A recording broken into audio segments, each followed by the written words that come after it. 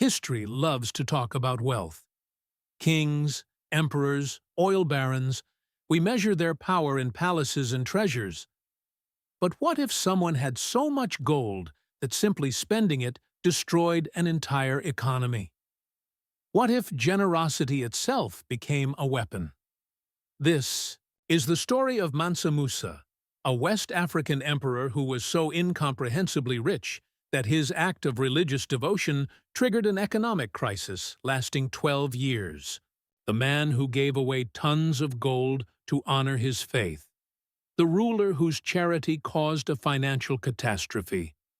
The king whom medieval chroniclers called the most generous, brave, and righteous of men, yet whose very presence in Cairo sparked panic among merchants, bankers, and the Sultan himself. Here's the mind-blowing fact.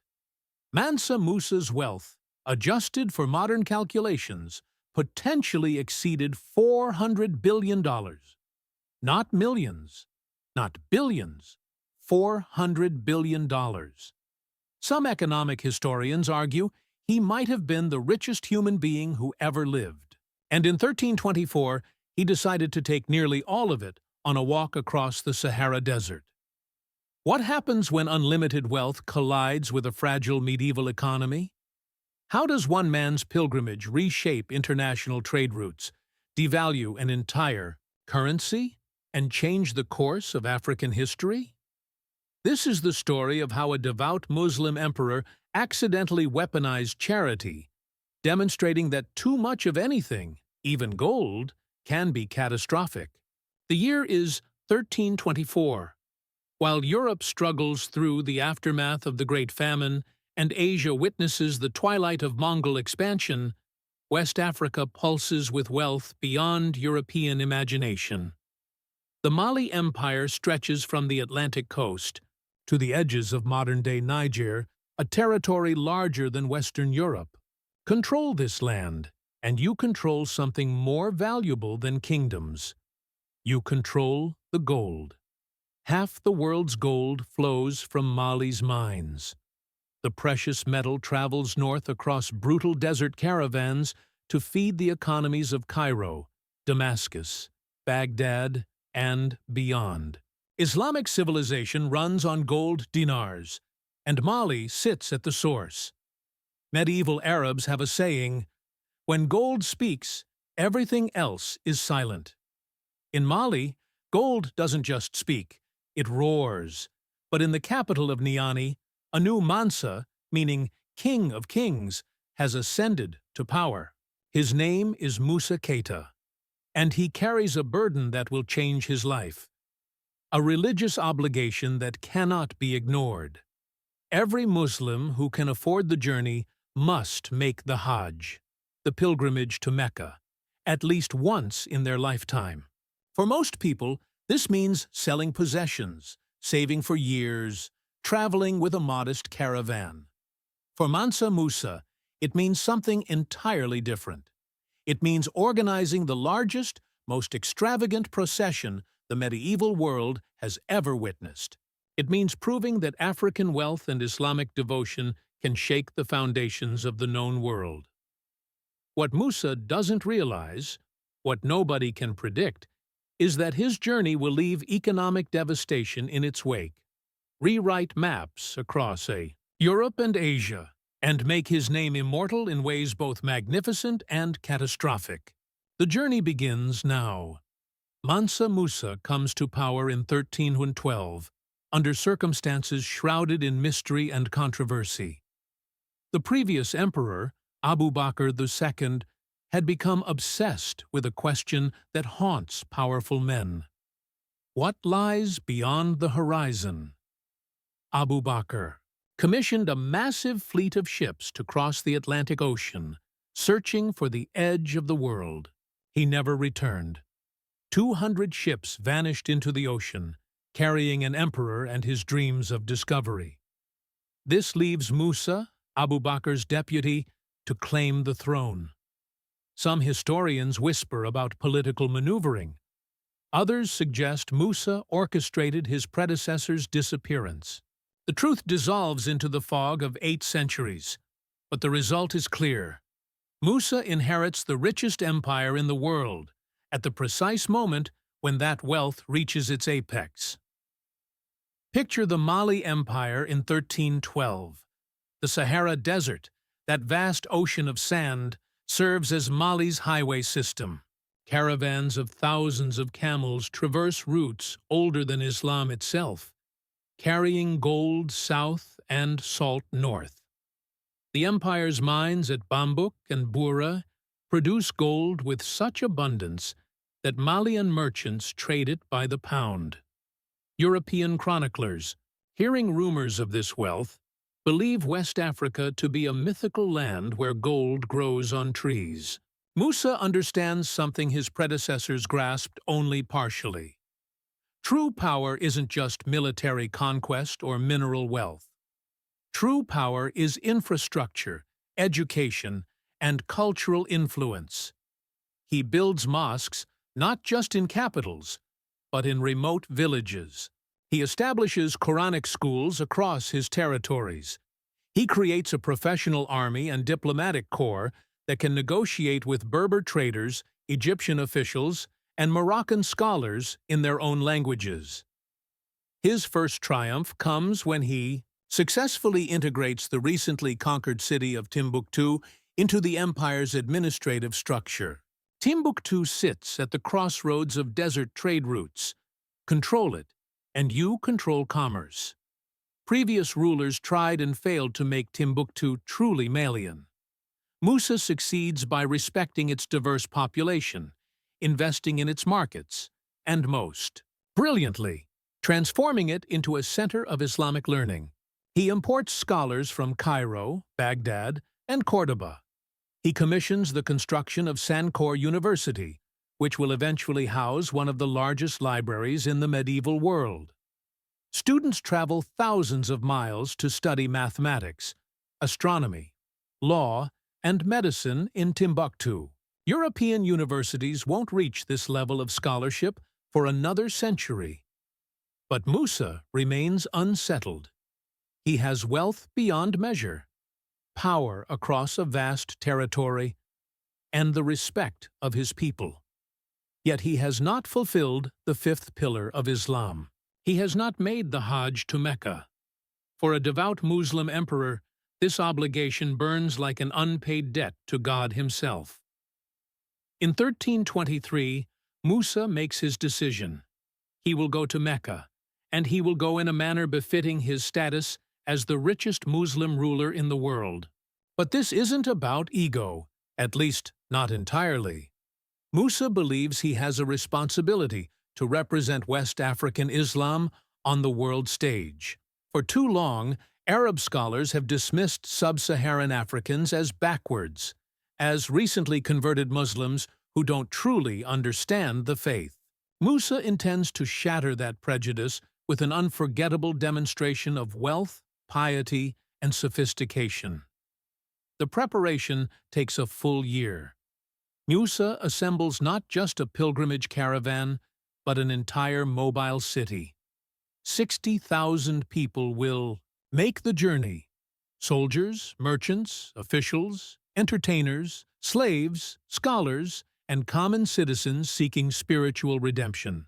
500 slaves will carry golden staffs weighing 6 pounds each. 80 camels will carry nothing but gold dust, each animal bearing 300 pounds of the precious metal. Think about those numbers for a moment. 80 camels, 300 pounds each. That's 24,000 pounds of gold. In today's market, that single component of the caravan is worth approximately $768 million. And that's just the gold dust carried by camels. It doesn't include the golden staffs, the emperor's personal treasury, or the coins they'll mint along the journey. Musa's wife, Queen Inari Kunate, begs him to reconsider the extravagance. "Husband," she reportedly says, "no man can carry such wealth across the desert without inviting disaster." Musa responds with words that will prove prophetic. God will protect us, and the world will remember that Mali honored him above all earthly concerns. In early 1324, the caravan departs from Niani. Imagine yourself standing on the roadside as this procession passes. First come the mounted soldiers, their armor glinting in the African sun, spears held high. Then the scholars and holy men, chanting verses from the Quran. Then the musicians with their drums, creating rhythms that echo across the savannah. Then Musa himself, riding a magnificent horse, dressed in flowing robes and a golden crown. Behind him stretched the supply trains, goats and sheep for food, camels carrying tents and supplies, servants managing the logistics of moving 60,000 people across hostile terrain. The caravan extends for miles. Local villagers have never seen anything like it. Many believe they're witnessing a migration of gods. The first leg of the journey takes them through Walata, a major trading city at the edge of Mali's territory. Musa stops here to distribute his first round of charity, giving gold to every person who requests it. He establishes a pattern he'll maintain throughout the journey. Friday mosque prayers become opportunities for massive charitable donations, demonstrating that his wealth exists to serve God and community. But the real test lies ahead. Between Walata and Egypt stretches the Taghaza Trail, one of the most brutal routes in the Sahara. Temperatures soar above 120 degrees Fahrenheit during the day and plummet at night. Sandstorms can bury entire caravans. Water sources are sparse and unreliable. Men die from heat exhaustion, dehydration, and despair. Musa's caravan suffers these hardships, but wealth provides buffers unavailable to normal travelers. They hire Berber guides who know every oasis and hidden water source. They travel primarily during dawn and dusk, resting during the brutal midday heat in massive silk tents. They carry enough supplies to wait out sandstorms in relative comfort. After 3 months of desert crossing, the caravan reaches the Nile Valley. Egypt spreads before them, the pyramids visible on the horizon, the great river sparkling in the sunlight. Musa has completed the hardest part of the journey, but he's about to discover that the real challenge isn't surviving the desert. The real challenge is what happens when limitless wealth encounters a functioning economy. July 1324. The caravan approaches Cairo, capital of the Mamluk Sultanate and the greatest city in the Islamic world. News of Musa's approach has preceded him like a shockwave. Egyptian merchants whisper in markets. Mamluk officials hold emergency meetings. Sultan al-Nasir Muhammad receives intelligence reports that seem too fantastical to believe. An African emperor is approaching with more gold than Egypt's entire annual treasury.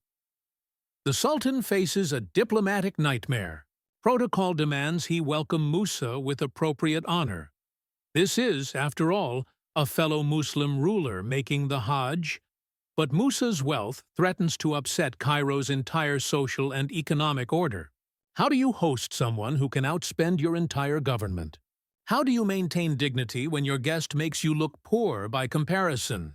Al-Nasir Muhammad demands that Musa pay homage before entering the city. This is where Musa reveals his political sophistication. He knows that kissing the Sultan's hand or bowing would be interpreted as submission, a signal that Mali is subordinate to Egypt. His response is masterful. I will prostrate only before God. He agrees to meet the Sultan as an equal, not as a subject. When Musa enters Cairo on July 19, 1324, the city stops functioning. Work ceases. Markets close. Thousands of residents flood the streets to witness the spectacle. The caravan processes through the city gates for an entire day. That's how long it takes for 60,000 people to enter. Egyptian chronicler Al-Umari, who interviews witnesses years later, writes that people spoke of nothing else for months. Musa establishes his camp outside the city proper, creating an instant settlement complete with markets, mosques, and administrative buildings. He requests an audience with the Sultan. And here's where cultural collision creates drama. Egyptian court protocol requires visitors to kiss the ground before the Sultan. Musa refuses. The standoff lasts 3 days, with diplomats shuttling between camps, trying to find compromise. Finally, they reach an agreement. Musa will greet the Sultan as he would greet the Prophet Muhammad himself, with deep respect, but not submission. The meeting takes place in Al-Nasir Muhammad's palace, and witnesses describe it as a clash of titans. Both men maintain elaborate courtesy while probing each other's power and intentions. Then Musa makes a decision that changes everything. He begins distributing gifts and charity on a scale that defies comprehension. He gives 20,000 gold dinars to the Sultan's officials. He visits schools and mosques, leaving bags of gold dust at each institution.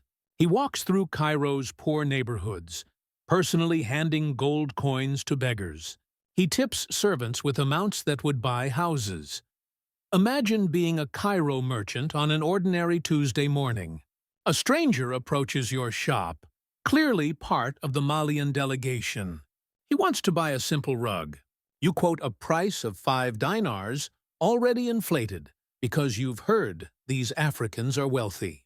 The man doesn't negotiate. He pulls out a purse and casually drops 50 gold dinars on your counter. "Keep the change," he says in broken Arabic. This scenario plays out across Cairo, thousands of times per day, for 3 months. Musa's generosity isn't calculated to cause harm. He genuinely believes he's fulfilling his religious obligation to help the less fortunate. But economics doesn't care about intentions. It only cares about supply and demand. Gold has value because it's scarce. When gold suddenly becomes abundant, its value plummets.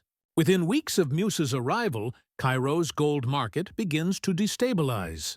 Merchants who stockpiled gold as a safe investment watch in horror as its value declines.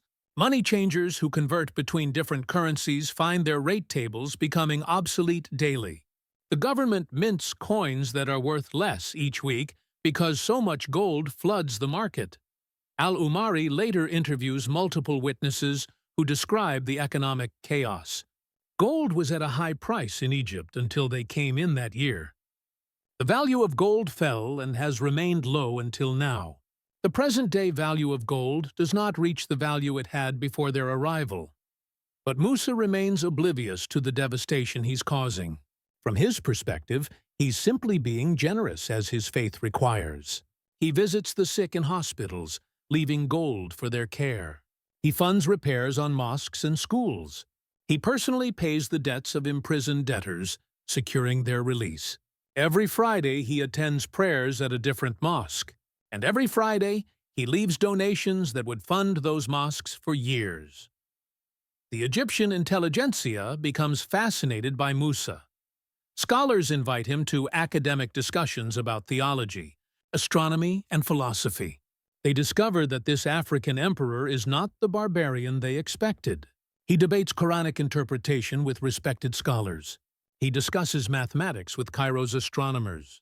He recites poetry in Arabic with such fluency that witnesses question whether he's truly from sub-Saharan Africa or merely pretending. Musa commissions Egyptian architects to return with him to Mali, offering salaries that make refusal economically irrational. He negotiates trade agreements that will bring Egyptian goods directly to Timbuktu, bypassing Berber middlemen. He establishes diplomatic relations that will persist for decades, creating formal channels between West African and Egyptian governments. But the economic damage intensifies. The gold dinar, backbone of Egyptian commerce, loses 12% of its value during Musa's 3-month stay. This might not sound catastrophic, but consider the implications. Life savings evaporate. Government budgets become insufficient. International trade agreements based on fixed gold prices become unsustainable. Inflation spreads through the economy like disease.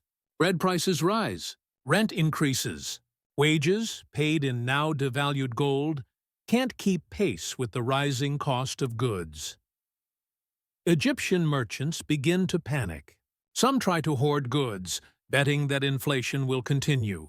Others dump their gold reserves, trying to convert to more stable assets before further devaluation. The Sultan's economic advisors plead with Al-Nasir Mohammed to intervene somehow. But what can he do? Musa hasn't violated any laws. He's simply spending his own wealth. You cannot arrest a man for being too generous. In September 1324, Musa departs Cairo for Mecca, leaving economic chaos behind him. The caravan continues eastward through the Sinai Peninsula, stopping at Christian monasteries and Muslim shrines alike. At every stop, Musa distributes gold.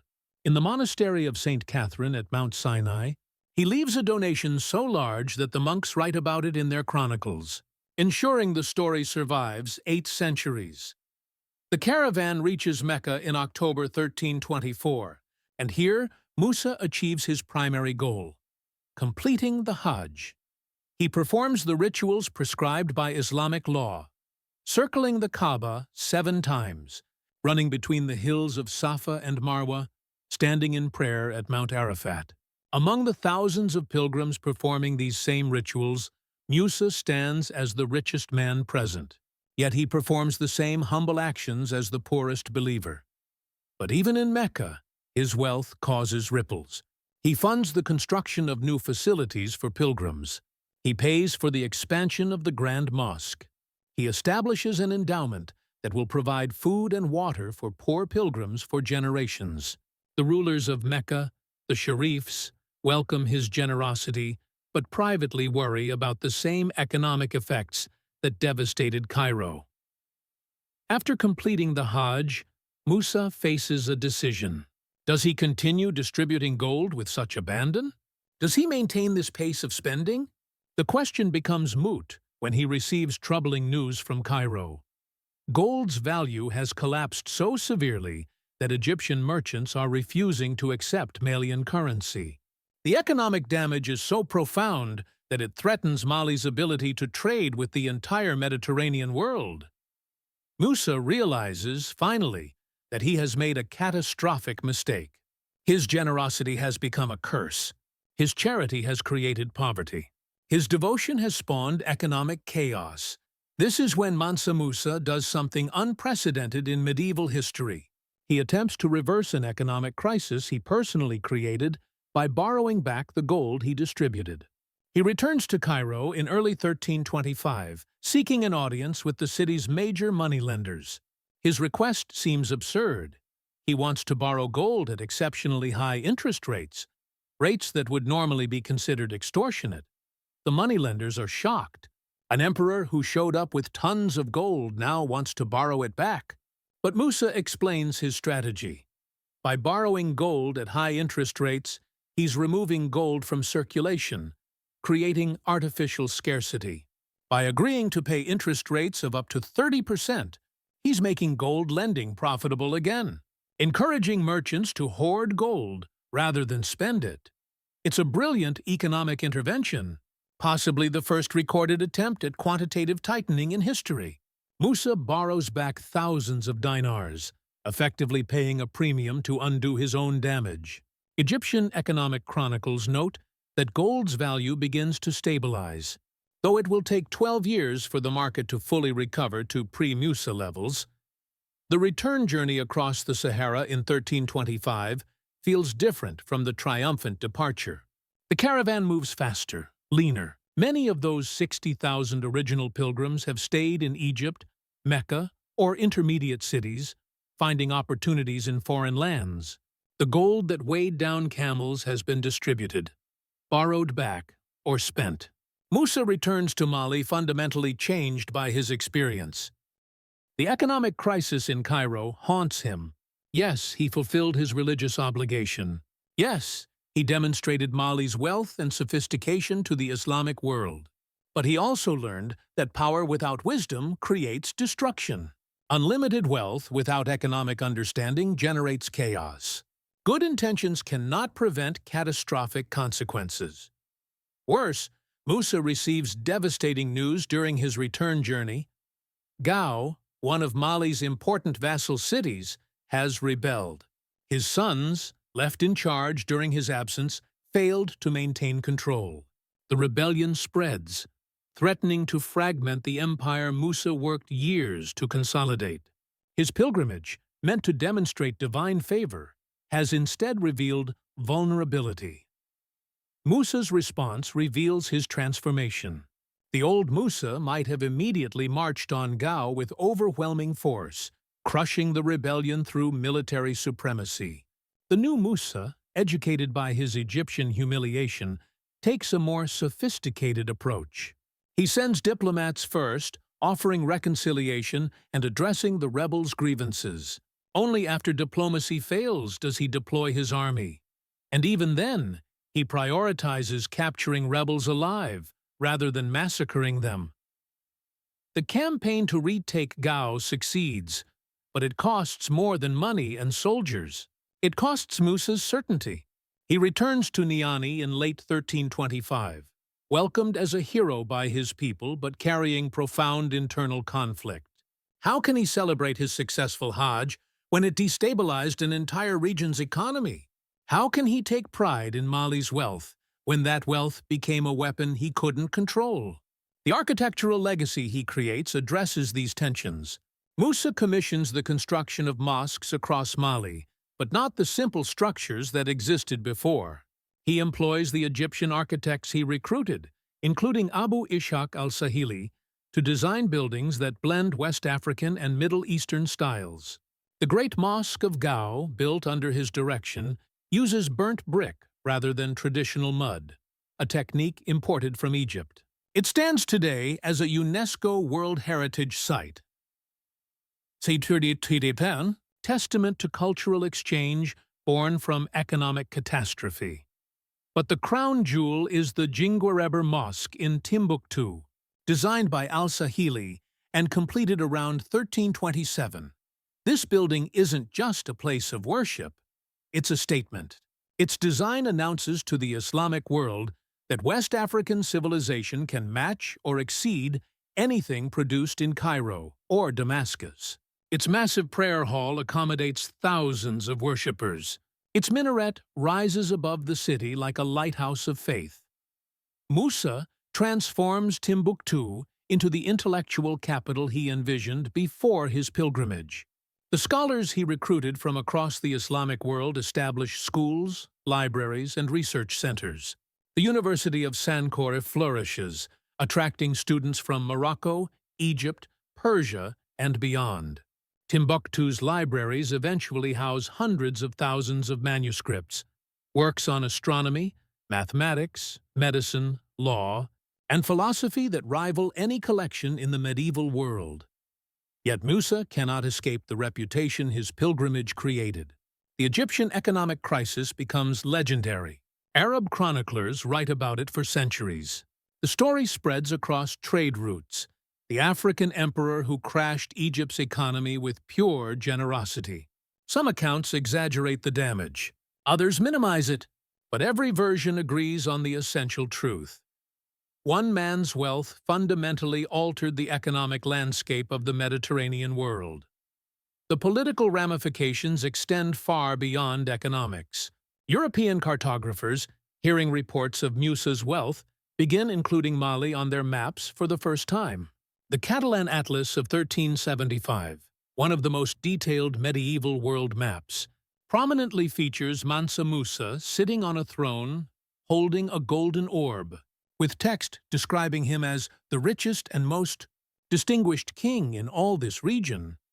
This representation, an African king depicted with same grandeur as European monarchs, challenges prevailing European assumptions about African civilization, but at what cost did this recognition come?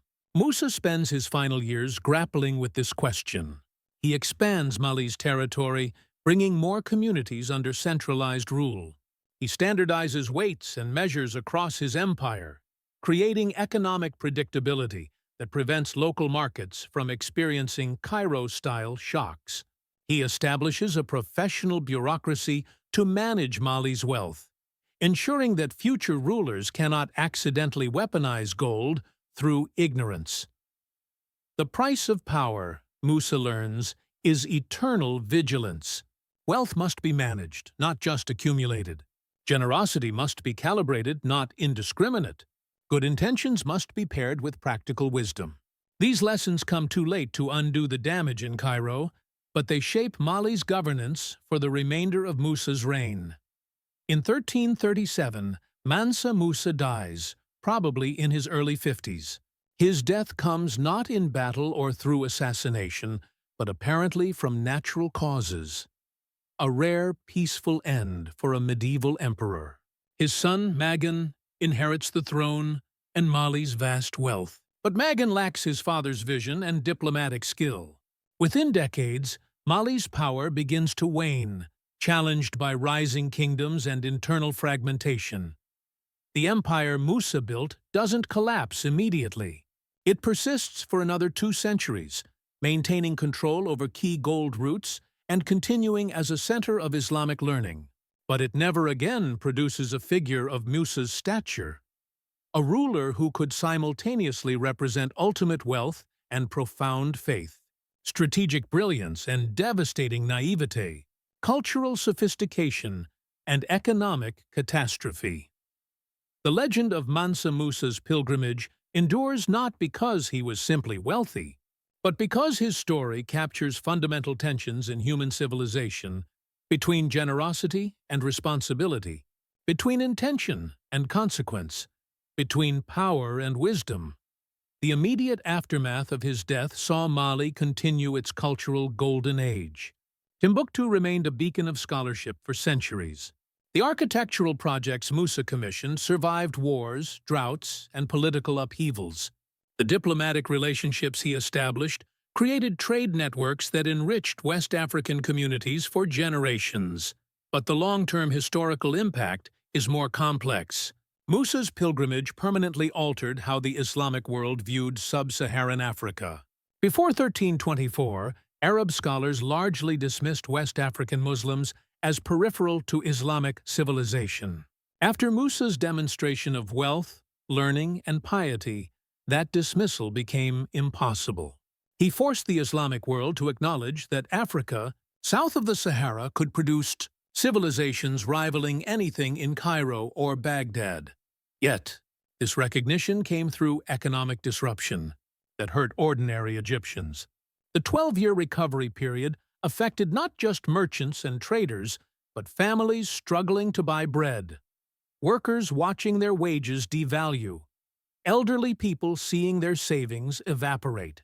Musa never intended this harm, but his legacy cannot ignore it. Modern economic historians study Musa's Cairo disaster as an early example of monetary inflation caused by sudden expansion of money supply. His attempt to reverse the damage by borrowing gold at high interest rates represents one of the first recorded instances of someone trying to control inflation through monetary policy. Whether he understood the economic theory behind his actions or simply stumbled into effective intervention remains debated. But the result was undeniable. He proved that even medieval economies could be influenced through strategic manipulation of money supply. The moral evaluation of Mansa Musa requires us to hold contradictions simultaneously. He was genuinely devout, spending immense resources to fulfill his religious obligations. He was also politically calculating, using his pilgrimage to demonstrate Mali's power. He was extraordinarily generous, personally distributing gold to thousands of needy people. He was also economically reckless, causing widespread hardship through ignorance. He was culturally sophisticated, debating with scholars and commissioning architectural masterpieces. He was also politically ruthless when necessary, crushing rebellions and maintaining absolute power. Perhaps the most relevant lesson for our modern world is this: good intentions combined with enormous resources can create catastrophe without wisdom and understanding. We live in an era of unprecedented wealth concentration, where individual billionaires control resources that dwarf entire nations' budgets.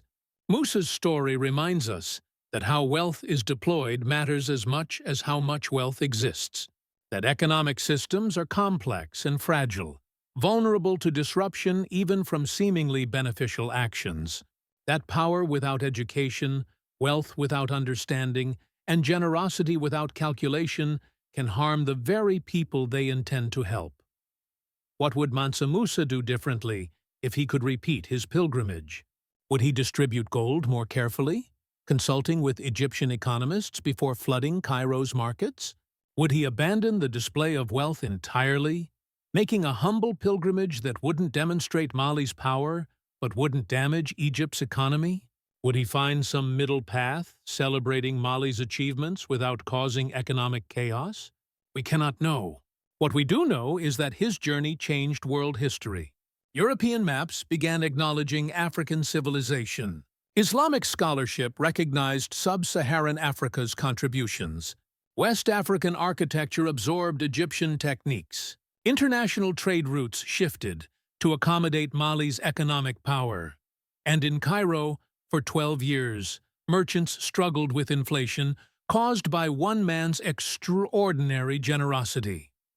Mansa Musa remains the richest person in history, not just because of the gold he possessed, but because his story contains multitudes. He was hero and hazard, genius and fool, saint and destroyer. He proved that wealth alone cannot buy wisdom, that power requires responsibility, that even the best intentions need tempering with understanding. 8 centuries later, his name endures. The mosques he commissioned still stand. The intellectual traditions he fostered in Timbuktu influenced African scholarship for generations. The economic lessons of his pilgrimage still teach us about inflation, monetary policy, and the unintended consequences of good intentions. What's your take on Mansa Musa's legacy? Was he a visionary who elevated West African civilization to global prominence, or a reckless spender whose good intentions caused preventable suffering? Could anyone have predicted that generosity could become destructive? And in our modern world of concentrated wealth and complex global economics, what lessons should today's billionaires and power brokers learn from the man who crashed Egypt's economy with pure charity? If this incredible story of faith, wealth, and unintended consequences fascinated you, subscribe to explore more untold stories from history's most complex figures. Share your thoughts in the comments. Would you have counseled Musa to spend his gold differently? Or was his magnificent display worth the economic disruption it caused? The debate continues, 800 years after the most expensive pilgrimage in human history.